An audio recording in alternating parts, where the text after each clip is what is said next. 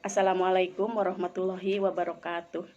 Bismillahirrohmanirrohim. Alhamdulillahirabbil alamin. Wabihi nasta'in ala umuri dunya waddin. Assalatu wassalamu ala sayyidil mursalin wa ala alihi washabbihi ajmain. Amma ba'du. Yang saya hormati Ibu dosen pengampu, yaitu Ibu Nur Fitri Amaliah MPDI, teman-teman semua yang saya hormati. Baik, saya Uju Juningsi bersama teman saya Ibu Eni Rusmiati akan menyampaikan materi berjudul kelainan pada kecerdasan. Kelainan pada kecerdasan. Retardasi mental adalah gangguan perkembangan otak yang ditandai dengan nilai IQ di bawah rata-rata orang normal dan kemampuan untuk melakukan keterampilan sehari-hari yang buruk. IQ ini berkaitan erat dengan inteligensi. Teori primary mental ability test, bahwa inteligensi merupakan penjelmaan dari kemampuan primer, yaitu 1.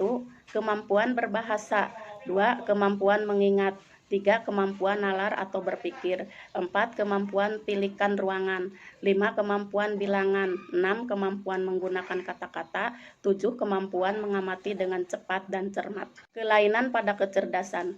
Retardasi mental juga dikenal dengan nama gangguan intelektual atau kelainan pada kecerdasan. Terjadinya gangguan pada kondisi atau perkembangan otak menjadi penyebab seseorang menderita kelainan pada kecerdasan. Butuh waktu dan keterlibatan banyak pihak untuk membantu pasien retardasi mental beradaptasi dengan kondisinya. Problem. Anak dengan gangguan intelektual atau kelainan pada kecerdasan.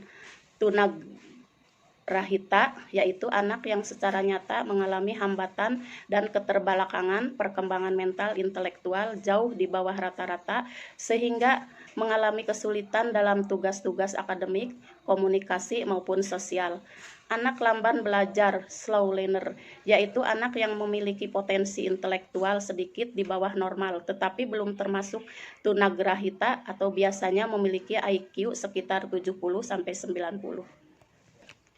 Anak berkesulitan belajar khusus, yaitu anak yang secara nyata mengalami kesulitan dalam tugas-tugas akademik khusus, terutama dalam kemampuan membaca, menulis, berhitung, atau matematika.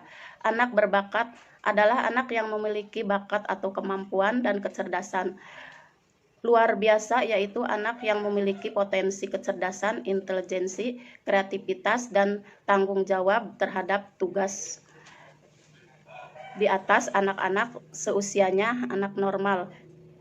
Autisme, yaitu gangguan perkembangan anak yang disebabkan oleh adanya gangguan pada sistem saraf pusat yang mengakibatkan gangguan dalam interaksi sosial, komunikasi, dan perilaku.